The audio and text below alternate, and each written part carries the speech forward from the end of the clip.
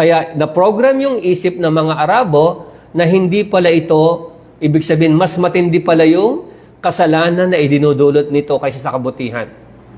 Alam naman natin, isinumpa yung uminom, yung nagbenta, yung nagpiga, yung nagdala, lahat-lahat ng may kaugnayan sa alak na ito.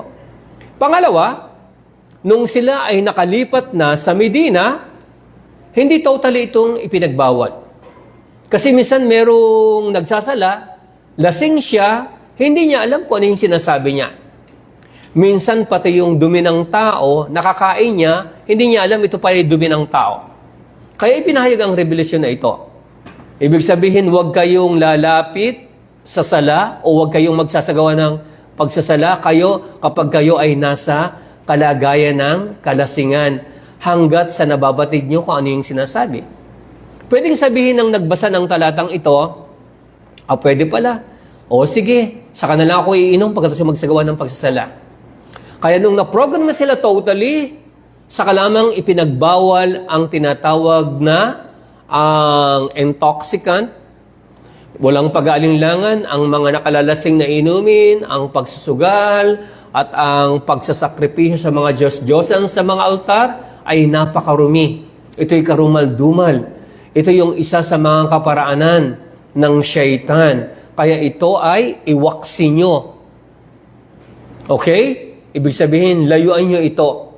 Kaya nung dumating ang revelation na ito, itinapo nila ang lahat ng kanilang mga naimbak na mga alak at umamoy ng alak sa buong Medina.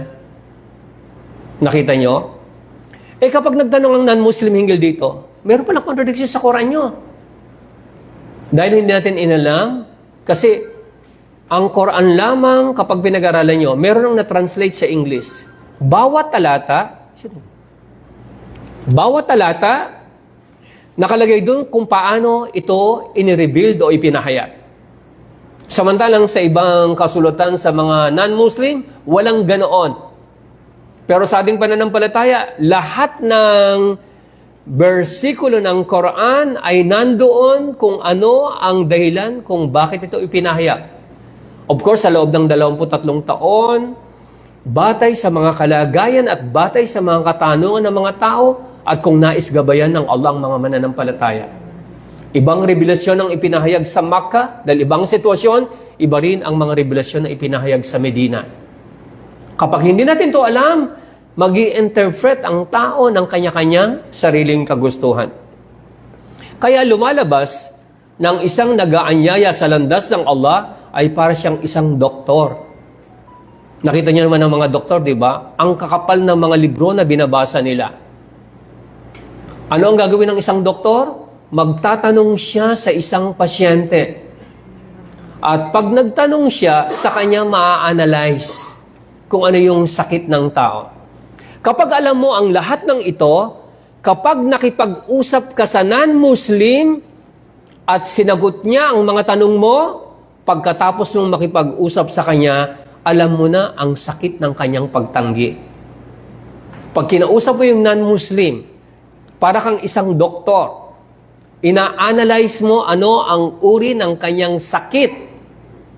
Pagkatapos mo siyang kausapin, kasi alam mo ang sira, alam mo ang Quran, alam mo kung paano ibibigay ang prescription. Magiging madali sa iyo. Maibibigay mo ng tama, na kung kaya kapag nabigay mo ito ng tama, yayakapin niya ang Islam. Okay, mga kapatid? Kaya pagkatapos ng Iqra, kaya napakahalaga yung pagbabasa. Napakahalaga. Ito yung unang-unang revelasyon. Ano yung nangyari? Sa tinatawag na creation, ano ang unang nilikha ng Allah? Qalam. Pagkatapos, ano ang sinabi ng Allah sa qalam? Isulat ang lahat ng bagay simula sa una hanggang sa huli, na iangat na ang panulat at tuyo na ang pinagsulatan. So, napakahalaga ng Iqra. Basahin o bigkasin.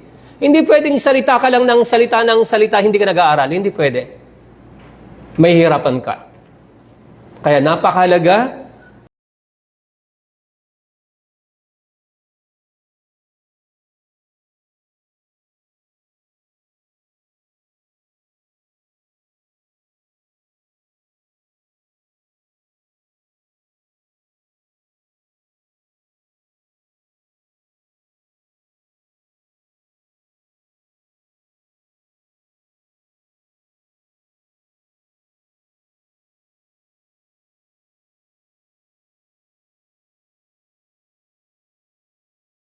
Subhanallah. So ipinag-utos ito sa Propeta Muhammad sallallahu alaihi wasallam dahil sa malaking responsibility na iniatang sa kanya, sa kanyang balikan.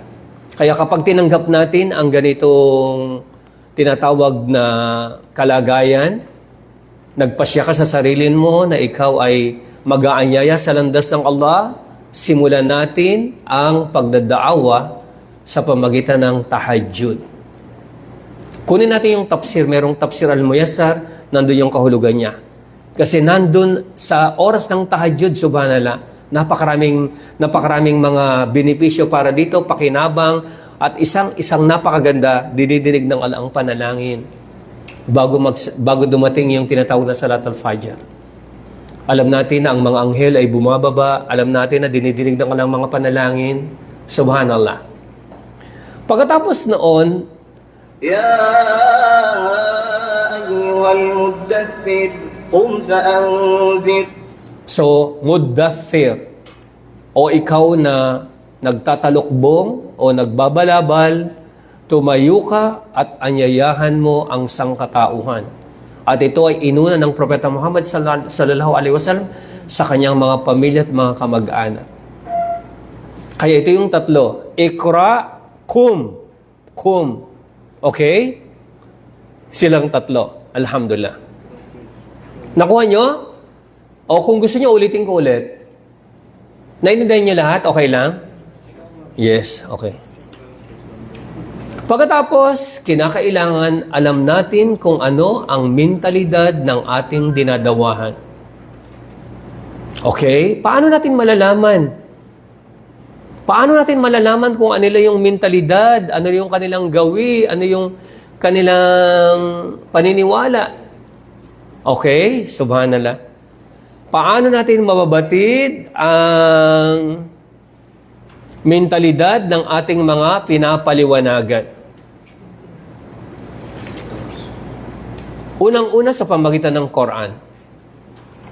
Kasi magkakatulad ang mga walang pananampalataya sa pagtanggi at pagmamataas.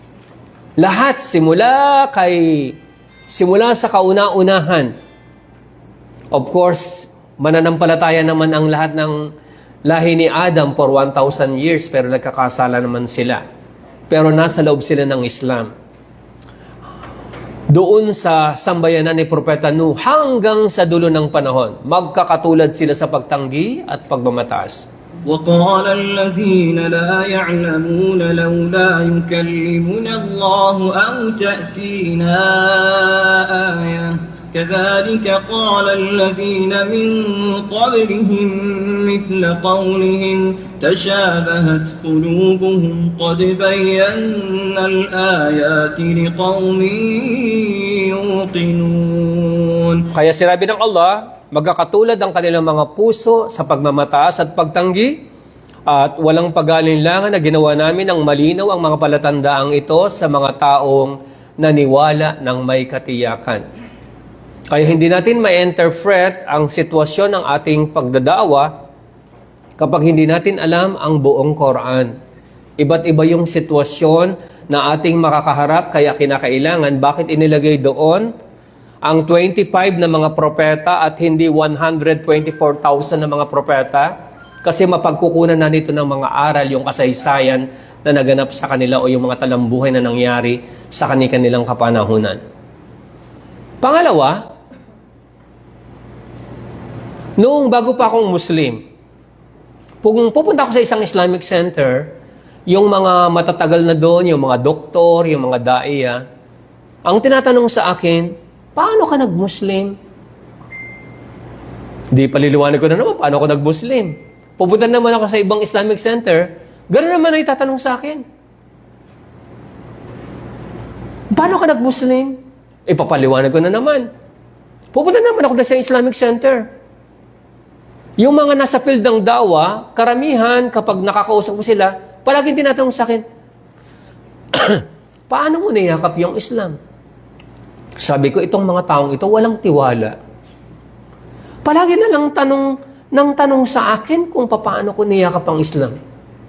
Yung pala, nung nandun ako sa field ng da'wa, para pala malaman nila yung mentalidad ng non-Muslim at ito ang kanilang i-compile na sequence ng pagkapaliwanag. Tinatanong nila yung mga non-Muslim na yumakap sa Islam dahil yung mentalidad ng yumakap sa Islam ay katulad ng mentalidad ng kanilang dadawahan. Kaya malilikom nila ang lahat ng impormasyon doon sa mga yumakap ng Islam, yun ang gagamitin nilang unang mga hakbangin para i-convey ang message ng Islam sa mga walang pananampalataya. Nakuha nyo? Kaya doon ko naintindihan, sa pamagitan pala ng pagtatanong, nakita niyo naman kahapon kung paano yung pamamaraan. Nagkaroon kayo ng mga idea kung ano yung mga sitwasyon nila. Kasi kakailanganin niyo ito kapag nakipag-usap na kayo sa mga non-Muslim. Kaya itong pinapaliwanagan, itong mga ipinaliliwanag ko sa inyo, hindi ito magmamaterialize sa inyo kapag hindi nyo ito in-apply. Kinakailangan i-apply nyo ito. Magdawa kayo ng paunti-unti hanggang sa magkakasakit kayo, hindi maganda yung pakiramdam nyo kapag hindi kayo nagsasalita. Hahanapin nyo ito. Kayo mismo ang gagawa ng paraan. Gagawa kayo ng mga hakbangin. Kakausapin nyo yung mga non-Muslim. Yung mga yumakap sa Islam, tulad ng halimbawa, meron tayong isang kapatid, yumakap siya sa Islam, tapos wala kang madawahan. Sasabihin mo sa kanya, meron ka bang mga kaibigan na mga non-Muslim o kasama sa trabaho? Pwede bang ma-invite sila? Sabihin mo, sagot namin yung merienda, magbibigay kami ng mga regalo. So gagawa ka ng lahat ng kaparaanan para makausap sila. Kasi pag umupo lang sila, subhanallah, pag umupo na sila, at bukas ang kanilang pag-iisip, napakadali na paliwanagan ang isang tao ng ating pananampalataya. Ang pangatlo, habang lumalawak ang iyong kasanayan o experience sa larangan ng pag-aanyaya, ay lumalawak din ang iyong pagiging expertise sa larangang ito. Kasi habang nagdadawa ka, nakukuha mo ang lahat ng mga impormasyon. Pagkatapos noon, pare-parehas lang ang mga tanong. Walang pagkakaiba.